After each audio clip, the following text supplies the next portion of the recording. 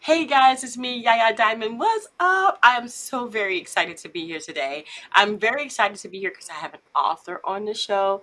Mr. Carl Vane is here. He's going to be talking about his book, and I want to show you this book because I think this is an amazing book. I mean, you. It's so simple, yet just you. I mean, I have to talk about this because there's a lot of things that I can think about when I think about you. Is it me? Is it we? Is it us? Or is it you? Welcome to the show. Thank you so much for being here. I'm very honored. Thank you. Thank you, thank you. So, first of all, I love the cover. I absolutely love that it's just titled "You." I want to Mhm. get into that.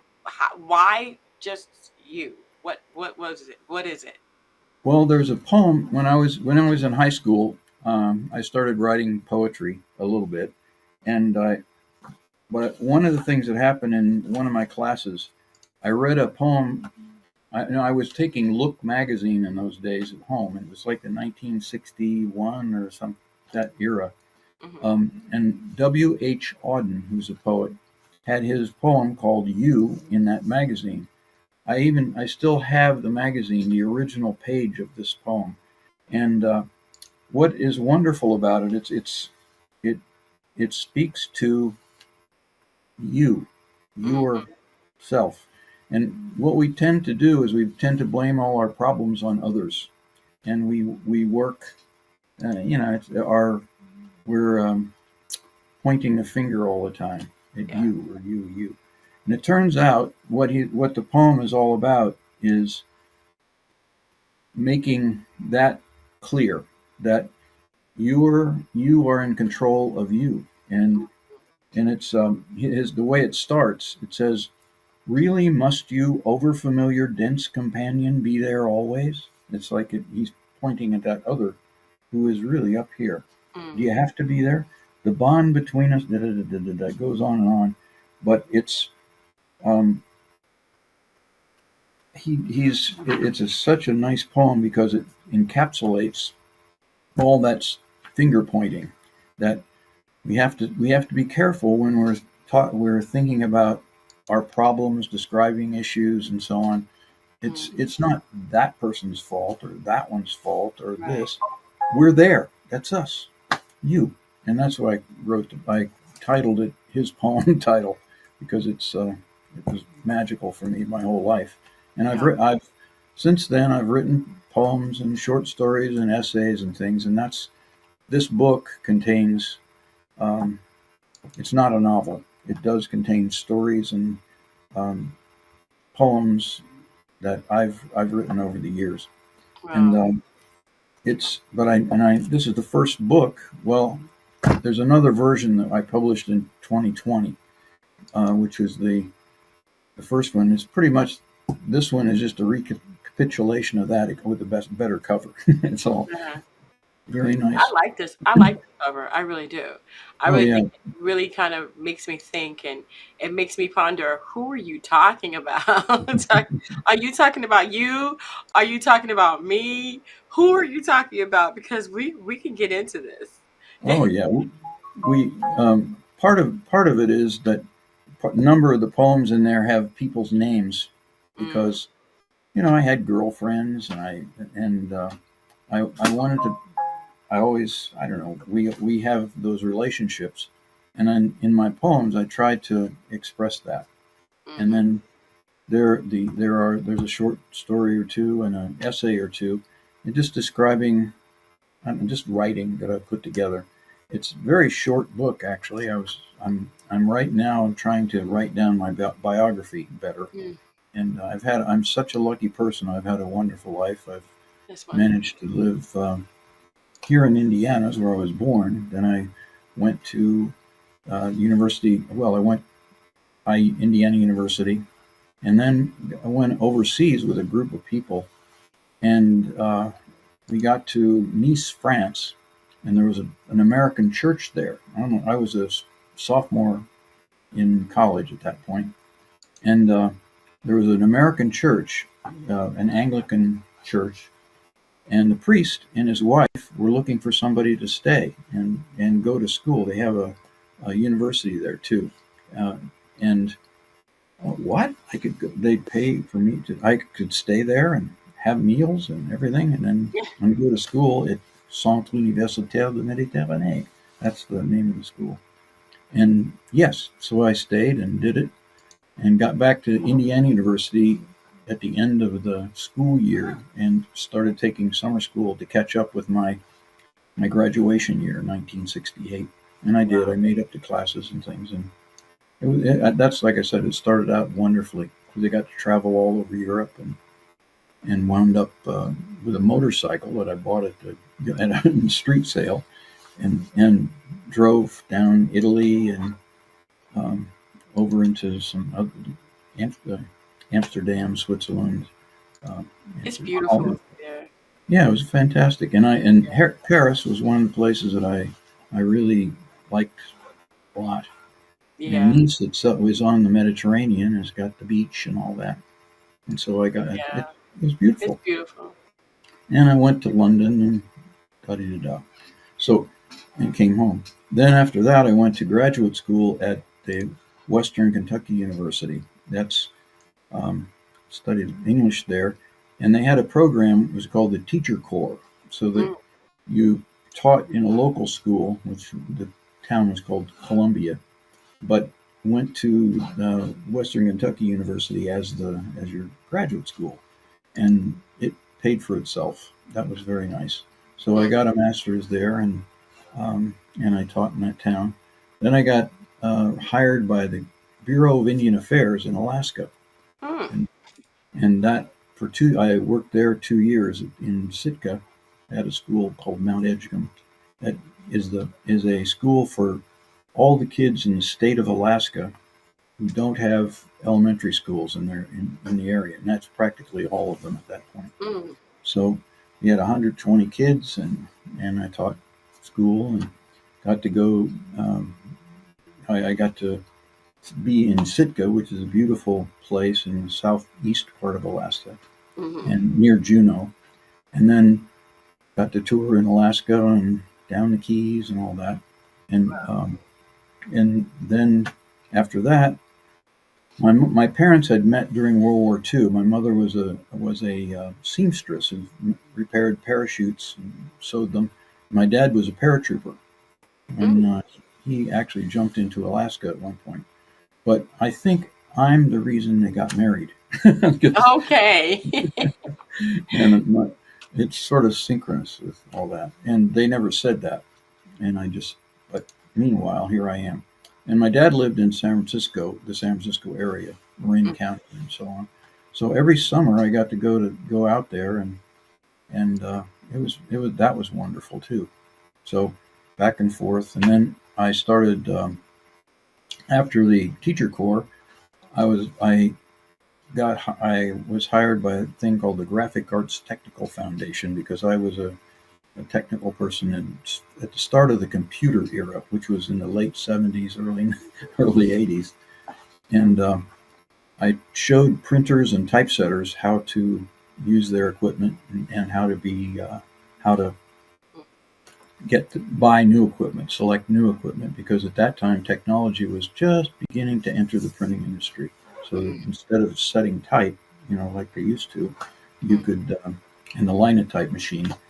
Now, at that point, it just started with photo typesetting, which meant that there's a machine that would take a little set the type on a piece of paper, and you could paste that up and make it put things together much simpler than. Wow.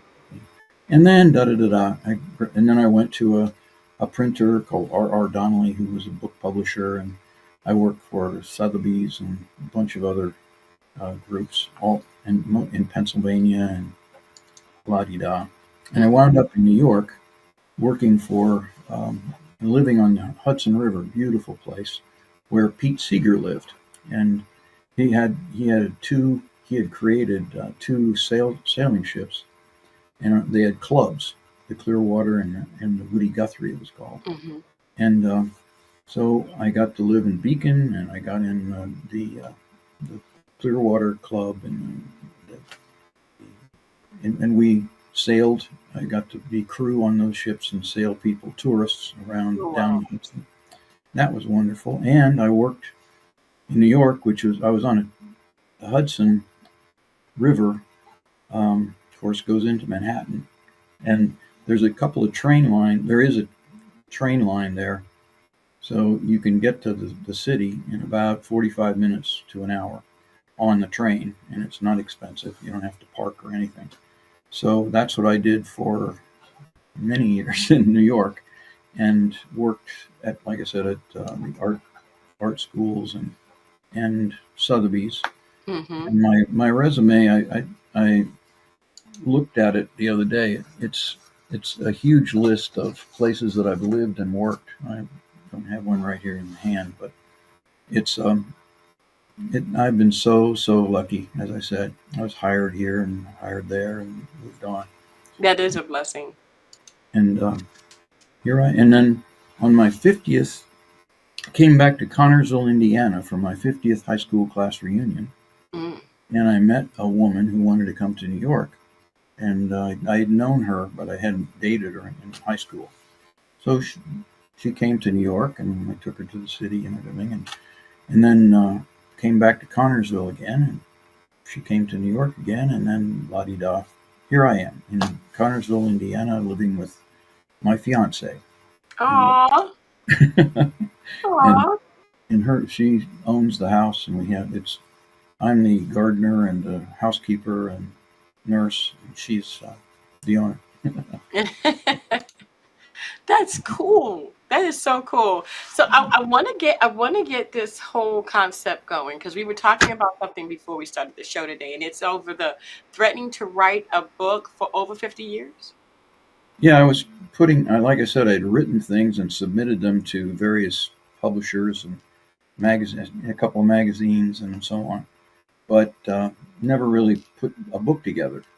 Mm-hmm. And so it just so happened that I did, and had put this book. And now I'd like to write more. I still write, but I don't publish anything except this book. Why that book though? Like, tell me what made you publish that book. And even though you do have writings, even though you could probably publish another book, why that one? Well, it's just a collection of pieces of paper I had on my desk, and I put together and and made an electronic version, and there that was the core of the book. And then um, that's what happened. And this publisher, um, author trans, uh, the the publisher of this book is Author Tranquility Press, Yeah. and Authors Tranquility Press, and they came along and just and put it together. Actually, I gave them the manuscript, and bang, there was a book. They're very good. They're Yeah, very good at what they do. Very good at what they do. So how okay, so you said that you wrote the notes and it was just things that you had in your mind. How did you do that? How does one relate to the other or does it at all? notes. You mean? Well, I just have a collection of. I had my writing in a Mhm. file folder here and there, and I'd written things for various, like I said, various publications. But and then I just stacked it up and put it together, and that's the manuscript. Mm. It's and it just so it wasn't. I don't know. It wasn't. I've had these things lying around for years. Some of them more recent than others, of course. But that's what happened. I met. Wow. Life is that. What's so nice about writing, or about my life anyway, is there is so much good subject matter out there, and I've I've been lucky enough to use I it. got you. I gotcha. So, you talk about the accidental tourist. Do you have a personal example about that? Accidental tourist. Let's see. I was. Were you thinking of an individual piece in the book, or were you, Yeah, it originally appealed to you because of it felt like random and unpredictable to you. Is that what it is, or am I kind of off on that? no? I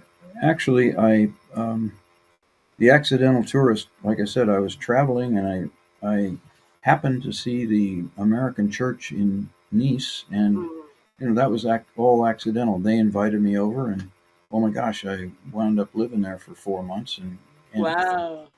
months, and they fed me, and they're really nice people. A priest, Hmm. an Anglican priest, and his wife. They're from America. They're from Boston, Hmm. and so that I never did get to catch up with them back here at home, but in the U.S.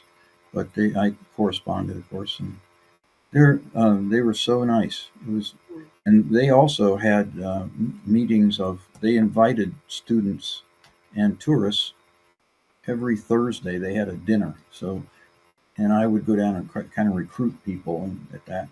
And that, like I said, I was an accidental tourist. I just happened to find them, and they found me. Wow. Wow, Right? that is so cool. I love when things like that happen accidentally. Yeah. And Wow. what? So, okay, so your collection, right? Your collection in your book, you know, what is it that, okay, because you could have chosen like other things, like other writings. Did you choose all of your writings? And the ones that you did choose, why? Good question. Uh, I, this one of the things that I got lucky in high school. Our English teacher was asking. He made us write poetry, Mm-hmm. and I actually one of the poems in the book that I like one of the best is called "Aftermath: A Memory," the Lovers, and it was um, I just it was really it just came all that's the way I think most good writing does. You Something happens and you sit back and describe it and put the words together in a way that is attractive to you, and there it is, a poem. Mm. Or if it's a story, you try to tell it. Um, I don't know, of course, try to tell it simply and straightforward. Yeah, yeah. So you talk about yourself in the book, but do you talk about political things? I mean, is this book going through a timeline for you? Not necessarily. It's just a collection of things along the way. I don't. There's nothing in here that says vote for somebody or don't vote for somebody. It's I just got you. it's not political. Hmm. And the other, uh, I don't know. I'm looking, gazing at the book right now, but it all it's each of those things is just all of a sudden I was doing something and I realized I could write it down Hmm. about how I felt about it. And Nice. Yeah, that's really good. I like that because I mean, as time goes on, that recollection is sort of historical for people who are going to be reading it in the future, where they can kind of go back into your life and find out what was going on with you in that time. I yeah, think that we all need to do stuff like that. We all need to, write our feelings down and the things that are going on around us. Historically speaking, that is the reason why we know about a lot of different times back in the past, like Roman times and all other kind of times. You know what I mean? So, what do you want the readers to come from or get from your collection? well, the people who've read it so far have said it. They're they like some of the insights um, into how they could describe. Say, there are 4 or 5 women that I describe in here, Mm, and it just they say, well, I should do that, or it's a motivator. I hope, yeah. and I'm hoping it's a motivator for me. I want to write another one or write something more of a biography. I think. Yeah, I hear you. So you are going to write something else because that was my next question. Like, okay, so you have this collection here, and you said that you are doing something else. The biography, possibly, or is it going to Yeah, be it's more and like yeah, also? history, Are you, but oh, it's cool. biography. But it right now, what's happened is I always here in Connorsville or in Beacon in New York where I live, I got involved with community activities, community service types of stuff. that like sailing at the Woody Guthrie thing, having the dinners for people, um, volunteering and having helping people along, I guess is the way I should say it. Mm-hmm. And it wound up um, here in Connorsville. We have a thing called community sharing. I got involved with that, and what happens is we go to the Walmart, Kroger's, different stores, and pick up the food that they're I was going to say dumping, but it's maybe just a bit out of date or going to be out of date next week type thing. Mm-hmm. And a lot of canned goods too that they just want to get off the shelves. And we Mm-hmm. put those together and hand them out um, 3 days a week, Monday, Wednesday, Friday, 1 to 3 if you're interested. And and you the we hand those boxes. We put the boxes together and hand them out. We do about serve about the people is about 1,200, 1,500 people a week, and Mm-hmm. then but the box we serve anywhere between 40 and 70 cars, and that may be families or something, but they have to qualify by salary or by other conditions that they can't work or they can't earn enough money to, and that's not right. They can earn money, but we just like to give the food away and Yeah. help the family if we can. And That's then I also belong to Rotary here and the Art Association. We have a wonderful. When I got here, right when I got here, they were moving the Art Association from a small house into an available property in downtown Connorsville, and it's a real nice location and a good building, but it needs a lot of work, new roof and so on. So help to do that, and and then there's that's a wonderful place. The Art yeah. Association. We have a monthly exhibit and uh, buffet in the evening of the first of the month, and spring that off. And it could be an individual artist who shows her work, his or her work, and or it can be a collection of. We have the high school kids, Mm-hmm. art groups, and that's one of the months, and so on and so on. So Gotcha. that is nice, and the people, the artists here, starting. I never did paint except in eighth grade, art class. And that was it. But now I see a lot of wonderful people in a small town in Indiana, and Yeah. we can't. I'm one of the people that I worked with in New York at the Arts Association there in New York City. Um, he also just happened to move back to he didn't move back. He moved to Connorsville, um, and Hector Perez is his name, and I don't know. It's been interesting to watch each other because he paints and Mm-hmm. he has really helped to make the art association a great place to be. Nice. Yeah, Nice. and so we have that, and then the boards. I'm a precinct chair for one of those precincts here in Fayette County, and so on. And that's the job where you call up all the people, the Democrats, and I'm a Democrat. Sorry, shouldn't say that. But you call up all your people in your district and try to get them to vote.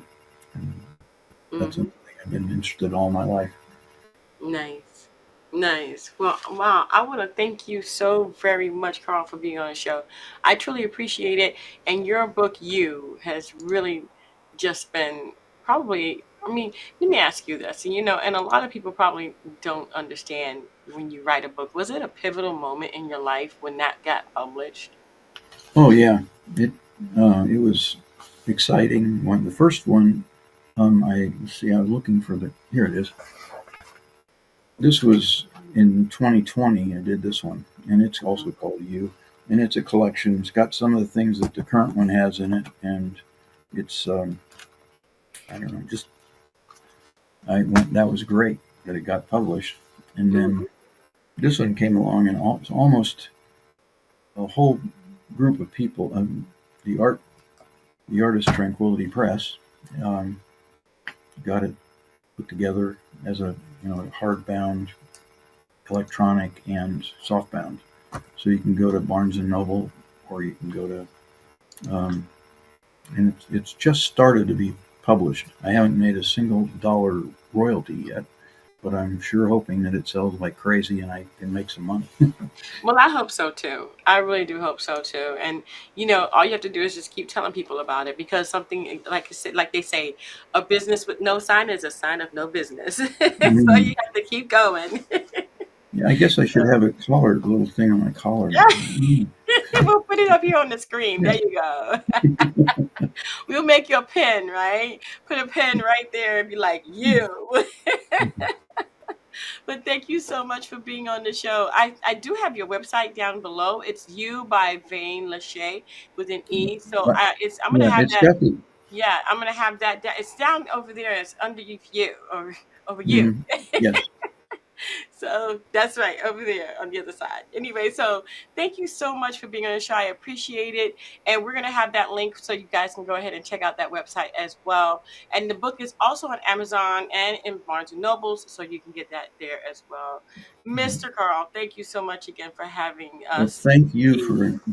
a I, vehicle by which you can have your book out, and congratulations on everything. congratulations to you. I'm really happy to have discovered you. Oh, Yeah, thank yeah, you. yeah, And yeah. I you. Is your show like I have? Is your show weekly, daily, monthly? How do you, what do you? It is pretty much every other day. Every other day. Or when I put out new stuff. Sometimes I'll put out stuff and it'll just be a bunch of stuff I put out. And then it'll take about a week and then I'll put a bunch of stuff out. So yeah, it's whenever I get it I get a chance to actually do. I got over 1,000 interviews. I'm pushing like I'm pushing 1,500 interviews now. So it's Wow, it's good. I'm It's so good. honored. I'm so honored. Thank you. No, Thank don't you. worry about it. I think that your book, You, is an amazing book, and people should actually check that out, because after a collection like yours, you can definitely uh, get the feel of what happens throughout someone's life. And I want to thank you so much for being on the show. Well, And thank you. I'm going to watch. I'm going to now. Do I just come to yayadiamond.com? Is that that's it? it. YayaDiamond.com, and you can go ahead and get all the links are there on the page. So you can definitely go there and watch it anywhere you want. I want to thank you guys so much for tuning in. Don't forget to dare to be different. And you don't forget to go check out You. If I said that right. Until next time, guys. Bye.